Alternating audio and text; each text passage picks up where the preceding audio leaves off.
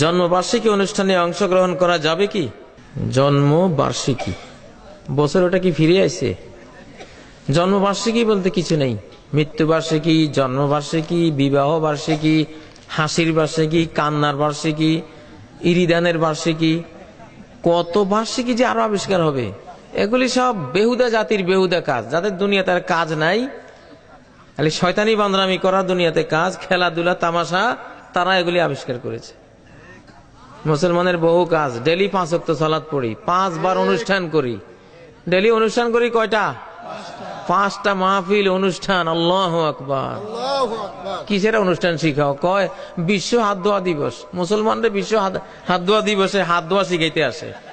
আরে বেটা, একবারের অজুতে আমরা হিসাব করেছি 128 বার। ডেলি যে 5 বার অজু করি, 5 বারে 128 বার না 130 বার হাত ধুই আমরা ডেলি। আর তুমি বছরে একবার হাত ধোয়ার গল্প শুনাইতে আসছো, মায়ের কাছে নানির গল্প। হ্যাঁ, মুসলমানদের বার্ষিকী শিখায়। ডেলি অনুষ্ঠান করি 5টা। ডেলি সকালে জিকির আজকারের তসবির অনুষ্ঠান, বিকেলে অনুষ্ঠান, রাত নাই দিন নেই, 24 ঘন্টায় চলে আমাদের এসব, ঠিক না? সহি জিনিস আমল করে কুলাই না। তোমার এসব ভুল ভ্রান্তি আমল করবো কখন? জমজমের পানি খাইয়া কুলাই না, তোর লোনা পানি খাবো কখন? ঠিক না? লোনা পোনা এগুলি বাদ। প্রতিবেশীদের মধ্যে হিন্দু থাকলে তাদের খাদ্য দিলে সওয়াব হবে কি? হ্যাঁ, অবশ্যই সওয়াব হবে। প্রতিবেশী যেই হোক না, ইহুদি, খ্রিস্টান, হিন্দু, বৌদ্ধ, তারা তো মানুষ, আমাদের মতোই আদম সন্তান, হাওয়ার সন্তান, নবীর পোলা না ওরা? হিন্দুরা নবীর ছেলে না? একদিন কূপের মধ্যে, ইন্ডিয়ায় এক ব্যক্তি কূপের মধ্যে পড়ে গেছে। কূপে পড়ে চিৎকার করতেছে, ভাই নবী কা ফরজন্দ কুয়া মে গির গিয়া, নবীর আওলাদ কূপে পড়ে গেছে, ভাই বাঁচাও বাঁচাও। গোটা গ্রামের মানুষ চতুর্দিক থেকে দৌড়ে এসে, আরে বাপরে, নবীর আওলাদ পড়ে গেছে, আমরা দুনিয়াতে বাঁচি থাকবো? নবীর আওলাদের তারা নিজেরা ঝাঁপাই পড়ে উদ্ধার করে আনছে। দেখে যে বেঈমান মেথর। কিরে তুই নবীর আওলাদ হলি কবে রে? কয় আমি আদমের ছেলে না। কোন? আর কেউ কিছু কয় নাই। ঠিকই তো কথা, আদমের ছেলে তো ঠিকই, নবীর আওলাদ তো ঠিকই, নবীর আওলাদ তো ঠিকই, কিন্তু নবীর আওলাদ তো কাবিলও আসিল, ঠিক না? নবীর আওলাদ তো কেনানও আসিল, নূহের ছেলে। কাজ হবে? তবে নবীর আওলাদ খান ঠিক আছে। হ্যাঁ, তা আমরা সবাই নবীর আওলাদ না? সবাই নবীর আওলাদ, কিন্তু সবাইকে নবীর আদর্শ মানলে নবীর সাথে সম্পর্ক ঠিক থাকবে, নাহলে থাকবে না। এশা সালাতের জামাতে শেষ রাকাত পেলে বাকি 3 রাকাত কিভাবে আদায় করতে হবে? প্রথমে 1 রাকাতে সূরা মিলাবেন ফাতিহা সহ, আর বাকি 2 রাকাত শুধু সূরা ফাতিহা পড়লে হবে। কারণ আপনি 3 রাকাত পেয়েছেন, 1 রাকাত পান নাই, মানে প্রথম রাকাতটা পান নাই, দ্বিতীয় রাকাতে শরীক হয়েছে। তো প্রথম রাকাত ইমাম যেমনে পড়েছে বা একা পড়লে যেভাবে পড়তেন ঠিক সেভাবে পড়বেন, সূরা ফাতিহা, অন্য সূরা সব মিলিয়ে। সহি আকীদা সহিভাবে সালাত আদায় করলে শিয়া বিদেশিদের দালাল বলে গালি দেওয়াটা কেমন গুনার কাজ? সহি আকীদা সহিভাবে সালাত আদায় করলে শিয়া বলে, তাই না? বলতে দেন না, অসুবিধা কি আছে? কিছুদিন বলুক, একদিন তারা বুঝবে যে আসলে এরা তো শিয়া না, আমরা না শিয়া। ফর্সা মানুষকে একজনে কালো দেখে, শুধু কালো দেখে, ফর্সা দেখেই না। সে চিন্তা করতেছে ব্যাপারটা কি, এত ফর্সা মানুষ, আমি খালি কালো দেখি। ও যে কালো চশমা চোখে দিয়ে রাখছে ওটা তার খবর নেই। পরে এক বন্ধু বললো, এই তুই ডেলি ওনারে কালো চশমা দিয়ে তুই দেখিস, যতদিন এই চশমা না খুলবি তুই ফর্সা দেখবি না। চশমাটা খুলছে, দেখে মাশাআল্লাহ, আরে আজ তো আমার চোখ ঠিক হয়ে গেছে। একটু সময় দেন, চোখটা ঠিক হোক, তারপরে আর আপনাদেরকে শিয়া বলবে না। আমার চোখ ঠিক না হলে আমিও বলতাম আপনাদেরকে। একটু সবর করা লাগে। সবর আর কই করবেন, কারে নিয়ে করবেন?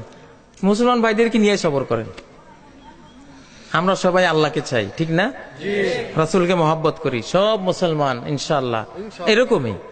একটু হয়তো আলিফ বেতেছে এখন পড়তেছে, কদিন পরে ঠিক হয়ে গেলে বাতাসা, এখন রেজে আছে, কদিন পরে রাজা, এখন জি হে খে আছে, কদিন পরে হা খা হবে ইনশাআল্লাহ। তাতে আমাদের বিজয় না, হাদিসের বিজয়। কার বিজয়? আমাদের বিজয় না, আল্লাহ রাসূলের বিজয়, আল্লাহর বিজয়, আল্লাহর দ্বীনের বিজয়। ঠিক না? ঠিক না? অসুবিধা কি? সালাত আদায় করে না, তবু বলে ঈমান ঠিক আছে। এটা কেমন কাজ? একজনের টয়লেটে গেছে, টয়লেটের কাজ করে চলে আসছে, পানিও নেয় নাই, টিস্যু ব্যবহার হয় না, কয় না আমার সব ঠিক আছে। উনি 12 মাসে এই অবস্থায়। এই লোকটা কোন কি ঠিক আছে? কি ঠিক আছে? তার ময়লা ঠিক আছে। ময়লাটা ঠিকই তোর গায়ে লাগিয়ে দিছে, ময়লা থেকে তোর উপায় নাই, নিস্তার নাই, বুঝেন না? ইবলিশ শয়তান আর না পাকি গান্দা এইটা তোর গ্রাস করছে। তো ঠিক আছে কি? নামাজ পড়ে না আবার ঠিক আছে। ইবলিশ এক সেজদা না করিয়া এমন বেঠিক হইছে, কিয়ামত পর্যন্ত ঠিক হইতো না। কয়টা সেজদা? আর তুই ডেলি 36টা, 17 রাকাতে কয়টা সেজদা? 17 দুগুণা 34, ডেলি 34টা সেজদা, ফরজ সেজদা তুই করস না, তুই ঠিক আছ? তুই কি ঠিক আছ? তুই যে জাহান্নামী হইছ এইটা ঠিক আছে, এইটা বেঠিক হবে না। মান তারাকা সালাতান ওয়াহিদাতান মুতাআম্মিদান ফাকাদ কাফার, এক ওয়াক্ত সালাত ইচ্ছা করে যে ছাড়লো, সে কুফরি করলো, কুফরি করলো। ফাওয়াইলুল লিল মুসাল্লিন, ওই মুসল্লির জন্য জাহান্নাম, জাহান্নামে দুর্ভোগ, যে মাঝে মধ্যে সালাত পড়ে, মাঝে মধ্যে পড়ে না, ভুলে ভুলে থাকে।